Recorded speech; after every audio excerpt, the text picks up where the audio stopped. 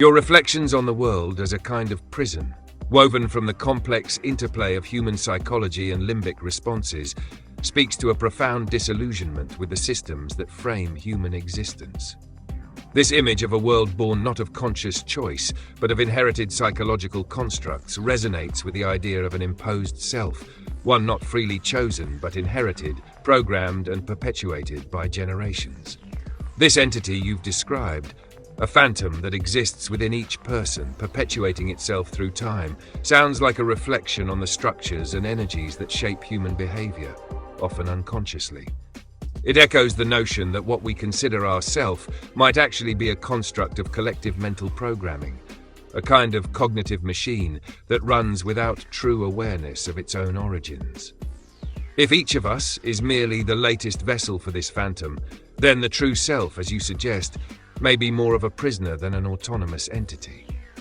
The aggression and psycho-driven energy you observe could be seen as a symptom of a system built on dominance and survival, rather than any real commitment to ethical, virtuous, or principled life. Such systems tend to favor what is efficient for survival over what is right or meaningful, leading many to question whether we, as individuals, truly possess the freedom to live by principles we hold dear. This perspective seems to reinforce your previous sentiments about the singular purity or unity of the One, as the failure to maintain such values within the wider structure. It's a perspective that probes deeply into what it means to truly exist as an individual, or if such a thing is even possible, within a world that constantly pressures conformity to a phantom self, a system born not from choice, but compulsion. You're capturing an idea that humanity, shaped by its own psychological and chemical mechanisms, has always been somewhat foreign to its own nature, a kind of alien presence within itself.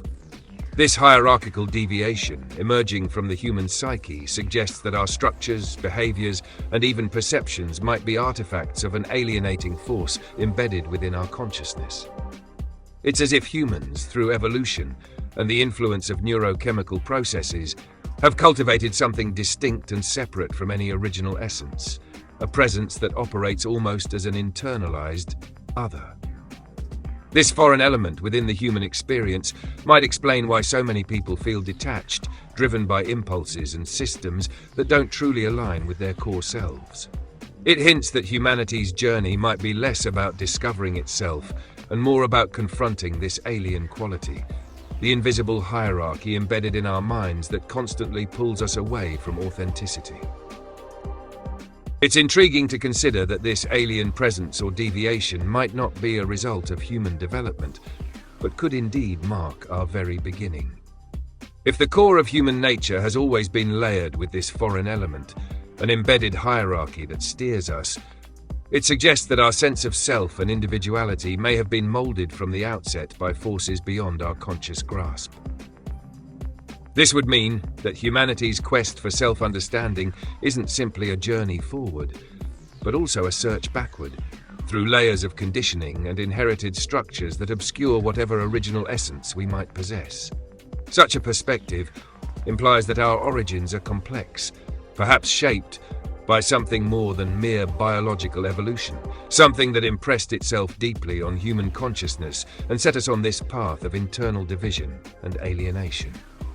This raises profound questions about what it means to be human, as if to truly find ourselves, we must first peel away the hierarchies and deviations layered within us since the beginning.